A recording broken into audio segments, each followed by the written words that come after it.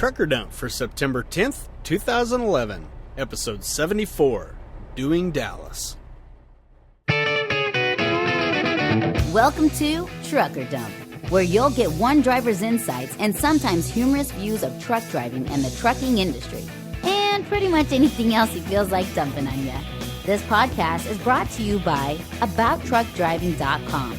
Resources to help you understand the world of truck driving through the use of stories and a pathetic attempt at humor. Well, howdy there, partner. Todd McCann here. I hope you get your spurs on, because today we're talking about a Texas town that means a lot to me. Well, it used to anyway. So hop in and let's take a trip to what'll lead to Doing Dallas. I've got an odd relationship with the city of Dallas. In my pre-trucking days, I loved it. Well, most of the time anyway. Now that I'm a trucker, I like being in Dallas almost as much as I like being in the middle of West Texas when I have a surprise attack from the kingdom of diarrhea. My first trip to Dallas holds special meaning. It was November 19th, 1993, and the Evil Overlord and I were standing in the courthouse sporting a lot of hair and a pair of rings that cost $50. Dudes, I gotta tell you, getting married in jeans and flannel rocks. Yeah, I eventually wound up in a penguin suit when we had another ceremony for the family and friends, but the first time was a lot more fun. We were moving from Missouri to Dallas, where I was going to be attending college. For the Evil Overlord, it was a return to where she'd lived during most of her wild teen years. These first few years are what every married couple considers the good old days. Granted, at the time, they sometimes didn't feel like much fun. Although we both worked, we were usually broke and were sharing a crap-hole apartment with a large family of cockroaches. When you look back, they were definitely good times. I know the cockroaches party nearly every night. Eventually, the Evil Overlord got a job as a leasing agent at an apartment complex, and she started making more money. It seems that she could sell hamburgers to cows when she put her mind to it. Once we had a little more money, we started enjoying some of the things that you can't get in rural Missouri. Hockey games, sightseeing, museums, and lots of nightlife. In my opinion, Dallas also has one of the coolest skylines at night. Reunion Tower is probably the most unusual. It looks like a giant microphone with a lighted ball on top. You can't see it from the ground, but there's a restaurant inside that spins 360 degrees. Pretty cool, but way out of our price range. We used to take visitors to the observation deck, though. Check it out if you ever get a chance. Another standout building is a skyscraper outlined in neon green lights. It looks wicked cool at night. Another building has a giant X on the side and a cool-looking tower on top. The Evil Overlord informed me that Metallica lived on the roof of that building. I'm thinking there might have been some funny-smelling smoke coming out of her beat-up Honda Civic when that idea came to fruition. You think? Her and her friends were kind of naughty back then. Funny, now she can barely drink a glass of wine without turning beet red. So you can see, Dallas holds a lot of first for me. My first hockey game. Ah yes, a little tip from your Uncle Todd. It's not wise to wear a St. Louis Blues jersey to a Blues vs. Stars game, especially if you can't fight your way out of a soggy paper bag. Luckily, the Blues lost. Whew. Other firsts. I visited my first real museum. I went to my first piano bar. Funny stuff. I had my first Shiner Bock. Yummy. I went to my first gay bar.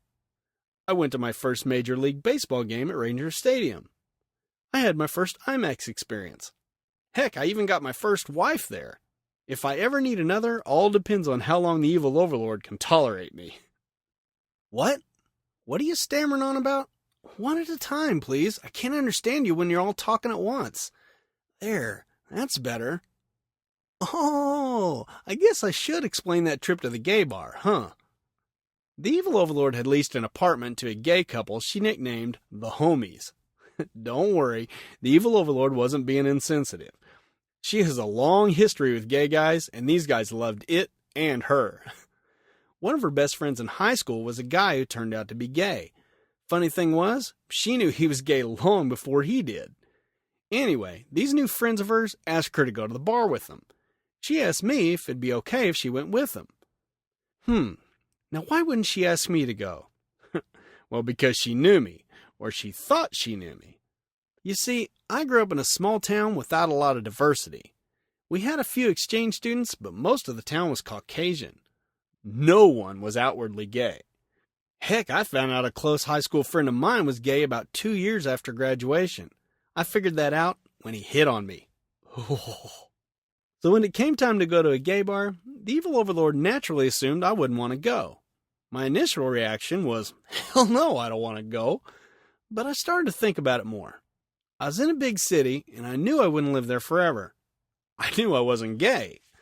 I knew the homies, and they were okay. I was even getting used to their wolf whistles when they caught me walking down the hallway. And best of all, I had an experienced guide. You see, the Evil Overlord was a veteran of gay bars because she attracts gay men like dogs are drawn to crotches. So what the heck? Life is about experiences, right?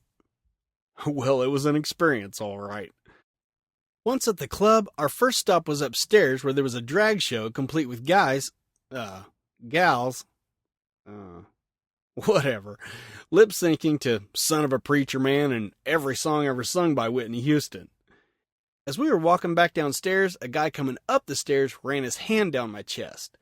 Now that gave me the heebie-jeebies, and the Evil Overlord and the homies, fits of laughter. Really, a gay bar is pretty much like a regular bar, except they're mostly guys, and they're dancing with each other to lots of disco hits.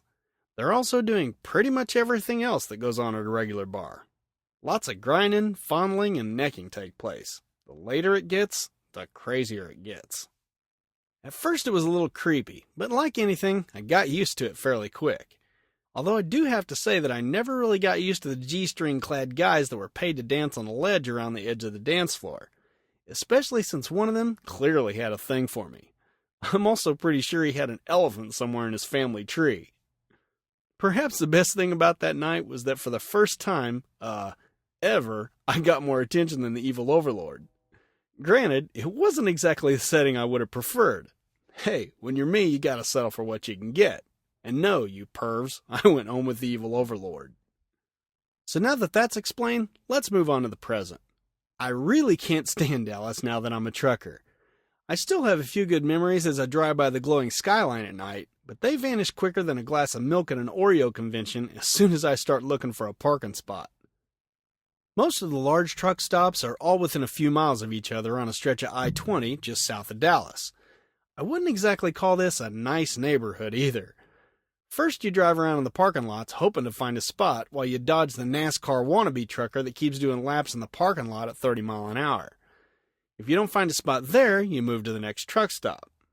When, and if, you finally find a parking spot, you can't go through the night without at least one knock on your door. It's either a beggar/junkie or a lot lizard/junkie. Take last night. I circled the parking lot 3 times looking for an empty space. Twice I had to hit my brakes hard as the Jeff Gordon wannabe came screaming around a corner. I finally gave up and headed out. As I passed a tiny truck stop about a block down the road, I noticed a couple of open parking spaces. I whipped in and nabbed one. 2 hours later, the cashier comes out and asks for $7 for parking. I told him I hadn't seen a sign. He pointed to it, but I still couldn't see it since there weren't any lights in the lot. I would have left, but if I had, it would have broken up my 10-hour break, and I couldn't have delivered my load on time. Not to mention, the later it gets, the less chance of finding an empty spot. So I paid up. Next, I wake up about 11 p.m. and hear someone yelling outside my window. "Come on back! Come on! You got it! Bring it! You got it!" I guess the guide had to yell because the parking lot was as black as a bat's bedroom. Still, that's kind of rude for a driver to do that to another driver. He had to know there were drivers sleeping. The next time I woke up was at 3 a.m. This time it was a Latino lot lizard. Now I have to admit, she was kind of good looking. She was thin, had makeup on, her hair was fixed, and she was nicely dressed. I waved her away and immediately heard another knock on the truck next door. Before I could crawl back into bed, she had crawled up into my neighbor's cab and slammed the door. You know what came next. Yup. A driver who needs to spend a little time greasing his truck shocks better.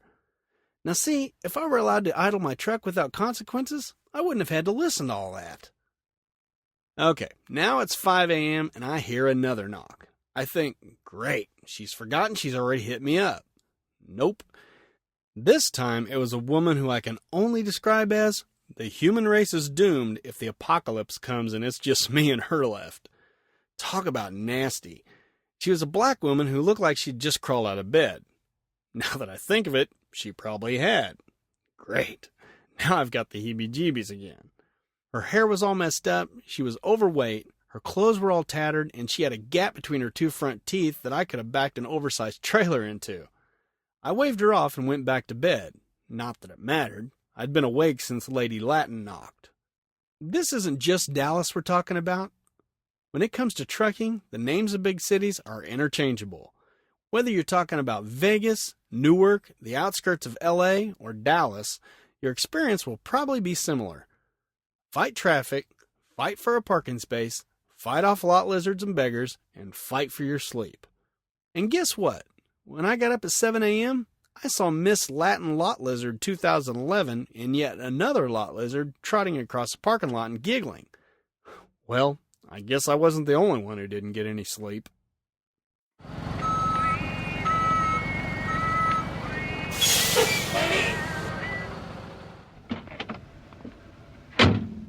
Hey, yo, bud, where do you want this load of feedback?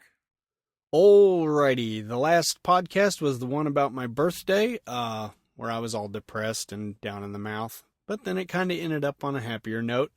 I did get a few comments, wasn't expecting a whole lot, got some from the usual suspects, and one from somebody new that's kind of a handy tip for everybody, so let's get on with it. Pam says, so sorry to have missed your birthday, so here's a big belated happy birthday, Mr. McCann. Well, Pam, I don't talk to people who miss my birthday, so go away. Rose wrote in, you know, Rose is becoming one of my favorite commenters, and you'll see why. She says, have you thought about pursuing a writing career? You're so witty and write quite well. Maybe one of those trucker or car magazines would be interested in articles from you. Well, Rose, thanks for the compliment, and stay tuned. I am working on that. Now see, folks, it isn't hard to become one of my favorite commenters. You just have to stroke my ego. FL Trucker Wife says, another super fabulous, enlightening blog post. Oh, wait, wrong blog. Keep on trucking, she says. We need more normal people like yourself out there.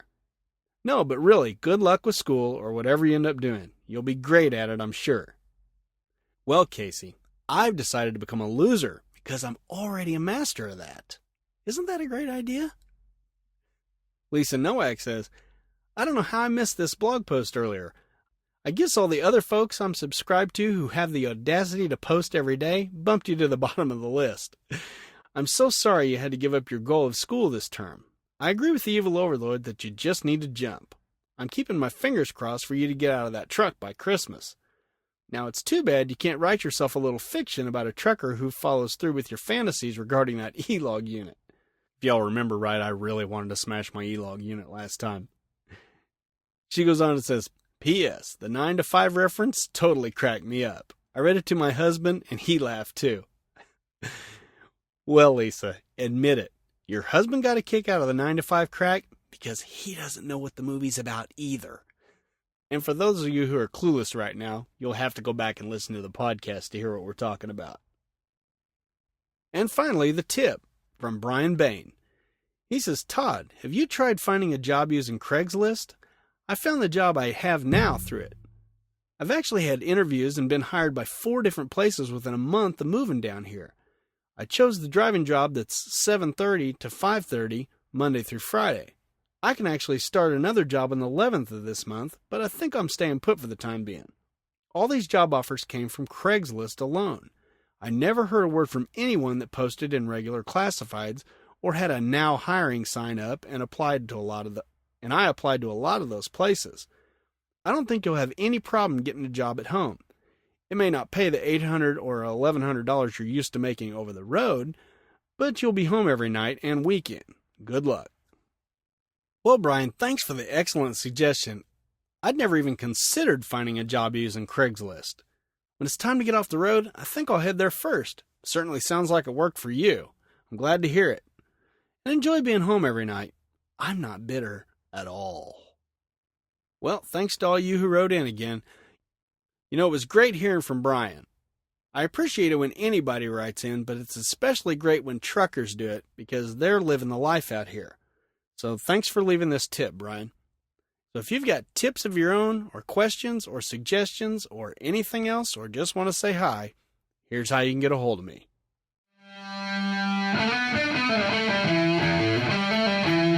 Well, what'd you think of today's podcast? I'll bet you $1,000,000 you weren't expecting a story about me at a gay bar when you hit the play button, did you? So what about you? Do you like big cities? What's your favorite? Which one is your own private hell? Got stories of a particular horrible night of interruptions? Let us hear about them by searching for the word Dallas over at abouttruckdriving.com and leaving your thoughts in the comments section. My email address is truckerdump@gmail.com if you'd prefer to go that route. Or I'm Todd McKen on Twitter. That's 2 D's, 2 C's, and 2 N's. And if I haven't said it in a while, I appreciate y'all listening, subscribing, and spreading the word. I really do. So until next time, drive safe and stay out of my way.